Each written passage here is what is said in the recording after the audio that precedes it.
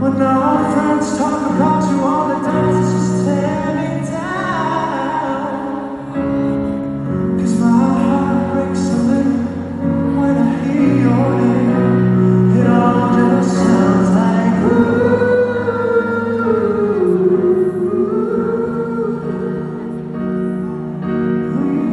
Too young, too dumb to realize that I should have watched you flowers.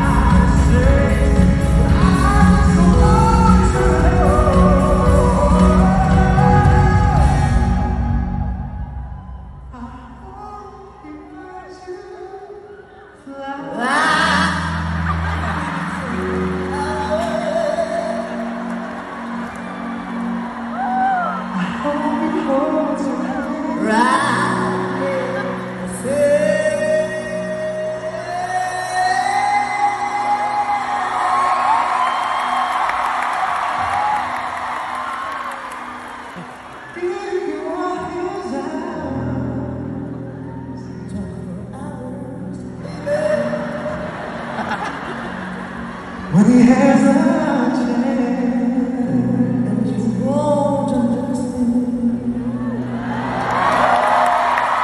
Maybe to everybody, I can take myself dancing. 'Cause I remember how much you loved to dance and hold my own hand. To all the things I should have done, you love me better when I was a man. I can love me better. To all the things I should have done then when I was a man.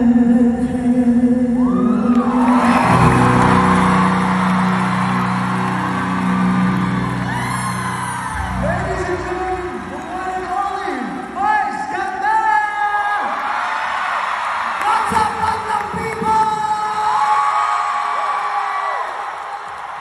Maraming salamat Ate Vice for being here tonight. Grabe yung pandan mo. Hindi ka naman nag-ready masyado para dito, no?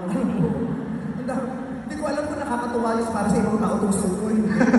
Kasi bago ako pumunta rito, pagkasunod kami ng magkatabi kami ng dressing room ni Sir Gary, kumatok ako kung bibigay pugay ako. Pagbukas ang pinto na ako, oh! Pinatahan ko na lang siya. Sabi ko, huwag kang matakot. Huwag kang mabahala. Natakot siya, guys. Oh. Pero syempre, concert mo. Yes. Special. Opo. Di ba yung putyo-putyo? Nakakaya naman sa audience mo. Open ang crowd tonight. Oo naman. Mabigat pa itong headrest. Mabigat pa to. Mabigat, pero mas may mabigat pa akong dinadala ko sa dyan. Kaya hindi ko dali ko siya nararamdaman. Dahil may special ka, kailangan special ang itsura ko. Hindi tayo pwede pupunta rito na akala mo naman manulunod o kung saan na tayo. Kailangan special. Dahil itong gabi ito hindi mo makakalimutan. Hindi namin makakalimutan. Kaya dapat tayo din mismo, ako mismo, pag nakita nila ako, hindi ako pwedeng forgettable. Kailangan itong itsura ko. Yes. Diba? Ganun yun, pag nagka-concert ka, since hindi ka last mo, makinig ka sa akin. Kasi ilang beses ko nagkumulong, alam ko na ang mga ginagawa. Oo naman. Ilang beses mo lang ako, no? Madami na. Actually, same day tayo. Dito rin ako last year. Oh, yes. Oo. Puno din yung sa akin kasi sinabay ko sa ating gaya ng 4-piece at saka 2-piece. Kaya ang dami nakapila. May pa-energy rice pa ako. Kaya tumulong ako dito. Kaya yun, sa mga performers, sa mga artists, pag ganito kalaki yung venue, you have to make sure that what you do is very special, extra special. Yung itsura nyo mismo kailangan extra special. Kailangan hindi ka forgettable. Kailangan hindi ka nila pwedeng makalimutan sa ginagawa at sa itsura mo pa lamang. Na kahit si Mayor Alice Go, hindi ka makakalimutan.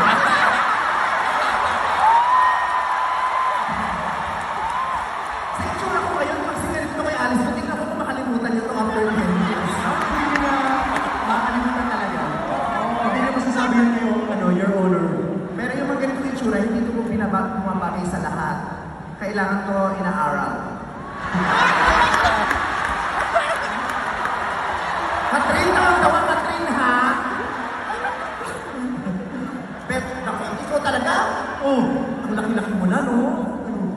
Dati, Diyos ko, ang liit-liit mo. Paano mo nakitang nakilala? Nag-guess ka sa GGB. Ang laki-laki mo na. Ang dami mo nang ipinapakita. Kakaiba.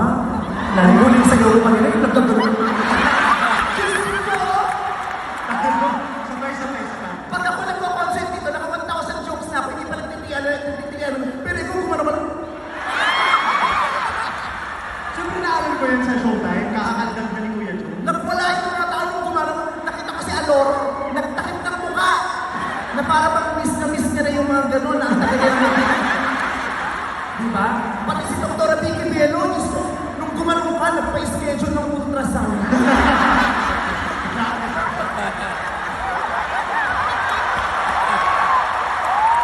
Grabe. Nung gumanong ka talaga, nakita ko si Dr. Bello, pinicturean mo, tapos pag-picture behind it, zero. Kaya, di ba ito tax, di ba?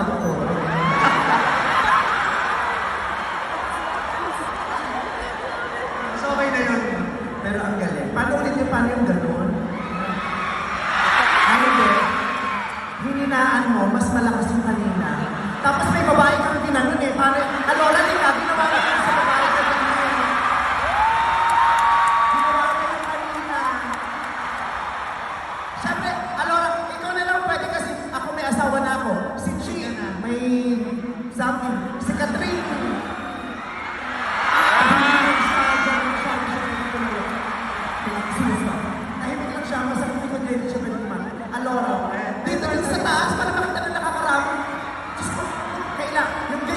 dapat nakikita ng lahat. Yung kanyang maganda, huwag may tinatago yan. Ayan, oh. Nakita mo yung kanina, di mo may partner siya, tapos kung nagkaganon siya. Oh, paano yun?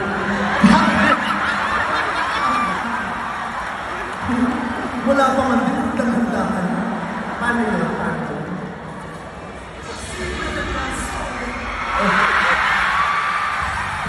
Nakatalikod yung babae doon. Nakatalikod?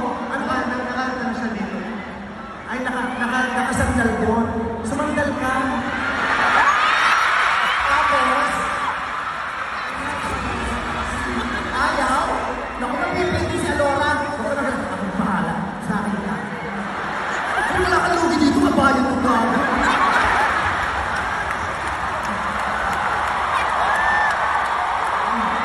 Sumusin mo pa sa akin, Alora. Uy! Hindi, seriously, congratulations! Thank you, ate. Grabe. I love you very much. So, kines po ako rin dito ni Darren, tapos ako yung nilagay ko dun sa last guest. Kasi syempre, pag ganitong oras, medyo inaantok na, para magpatawa lang. Kailangan ako mapayasan din itong oras. But seriously, congratulations. I love you. I am very proud of you. The entire Showtime family is very proud of you. Thank you, bebe. And we are so grateful na part ka na ng Showtime family. Thank you po. Sana nag-enjoy ka everyday with us. Yes, after nitong concert, makakabalik na ako sa Monday. Yan, please. Pero mahal ka namin, mag-iingat ka lagi. Gawin mo lahat ng gusto mo na makakapagpasaya sa'yo, makakapagpapasaya sa'yo, sa fans mo, sa pamilya mo, sa lahat ng mga mahal mo sa buhay. Ang dami mong pinakita tonight, sumayaw ka ng matindi, kumanta ka ng matindi, lahat. Parang pinakita mo na lahat, iskandal na lang inaantay na. Uy, mo. Charot na. Hindi tayo magulang ko. So, sino may gusto? Yung ticket na, di ba may ticket kayo kanina, pakikip kasi ira-raffle kung kanino isasya. Ano nakalagay sa ribbon? Ayan, nagmamahal, wak-wak-wak.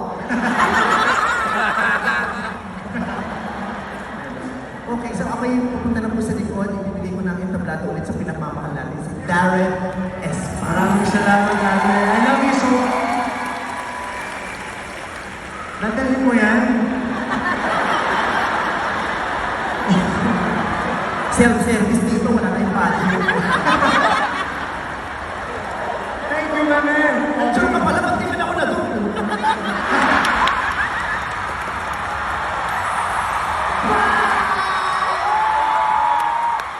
Once again, Mama Vice Ganda!